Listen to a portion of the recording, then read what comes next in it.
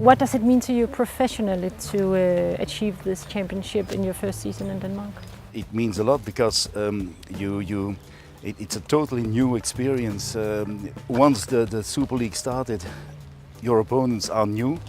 As well the facilities where you're playing as the opponent. So you had to overcome all these things which might seem natural because football is universal, people say, but still once you face it, you experience that it's all new. At the winter break, I thought that you would win it before, actually. Yeah, I thought also first, and of course I hoped it also, because when you feel that it can happen at any moment, I said to myself, yeah, but if it can happen, it should happen, and preferably as soon as possible. Ariël, the season overall, how satisfied are you with it? That's a very good question, because I have the reputation to be someone who is never satisfied. Coming from the fact that I'm very demanding towards myself, and I told that to the players in the beginning of the season, as you don't know each other, and I told them, look, maybe I might sound negative, this is not the purpose, but I think you should always try, first of all, to do your best. And even when you do your best, next time you should try to do even more or even better. In the fall part of the season, the team seemed very solid, but also at some points very entertaining to watch. Yeah. In the spring, they have seemed solid maybe, but not entertaining to watch. What is the explanation, if you have one? I don't have any explanation for that. I've been looking for an explanation without being arrogant, because I stressed that all the time. It's quite normal, I think, that you know that you have some advantage and that you can afford a wrong game or whatsoever. Maybe it went a little bit too easy point-wise. I can't live with that, and I can't accept that, and players know that.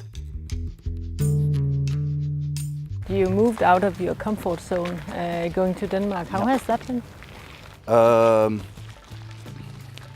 It's easy to say afterwards that it went well.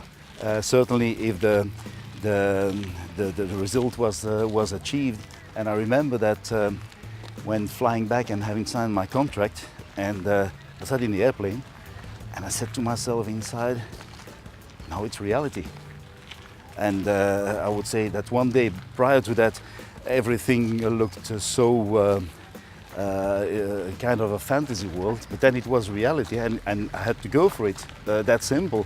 I didn't have any time to think about it. Leaving the comfort zone also meant leaving the family for, as I understand it, for the first time.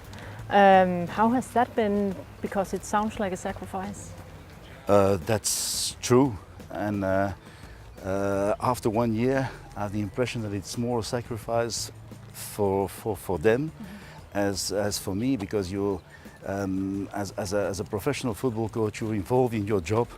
I won't say 24 hours, but a lot of time. So of course you experience some lack of presence of your family, and totally different. I was used to that every day, so it totally changed. But I can feel that for those, being my wife and my children and grandchildren staying at home, it's been a long time.